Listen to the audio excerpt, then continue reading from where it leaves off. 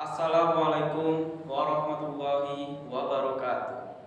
Pertama-tama, marilah kita panjatkan puja dan puji syukur kehadirat Allah Subhanahu wa taala atas berkat rahmat dan hidayahnya. Pada hari ini kita masih diberikan kesempatan untuk menghadiri pada majelis ilmu ini, di mana saya diberikan kesempatan untuk memberikan sebuah pidato tentang bagaimana pandangan saya dalam mengatur pembangunan ekonomi di wilayah Probolinggo.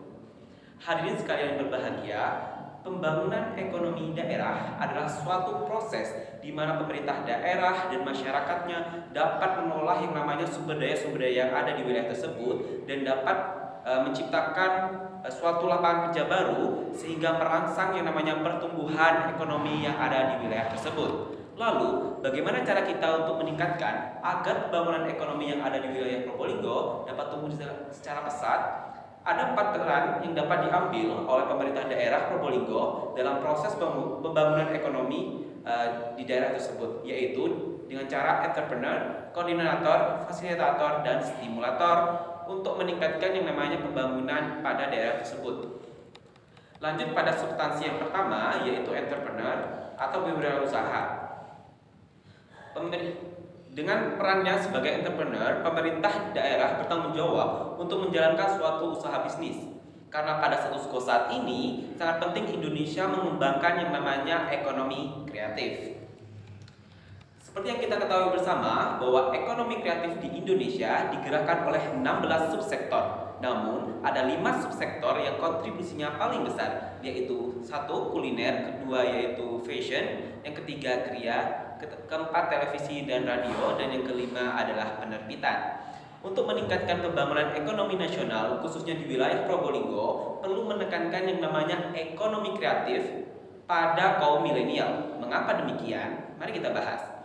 Ekonomi kreatif menjadi solusi alternatif bagi anak-anak muda untuk memulai suatu bisnis.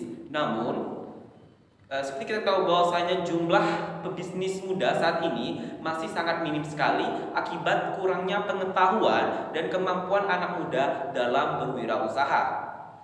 Berpikir kreatif, leadership, personal branding di dunia digital merupakan kapabilitas penting yang harus dimiliki oleh anak muda zaman sekarang. Oleh sebab itu, strategi yang saya gunakan untuk meningkatkan pembangunan ekonomi di wilayah Probolinggo yaitu dengan membuat suatu komunitas ekonomi kreatif yang berfokus pada kaum milenial yang nantinya dapat membangun atau membantu para kaum milenial dalam memulai suatu bisnis di era digital ini.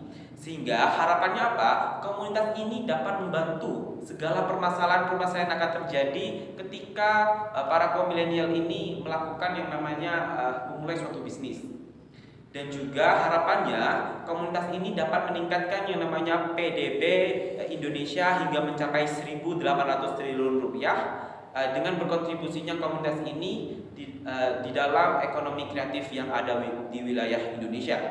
Mungkin sekian yang bisa saya sampaikan. Demikian pidato saya. Semoga bermanfaat bagi kita semua. Wassalamualaikum warahmatullahi wabarakatuh.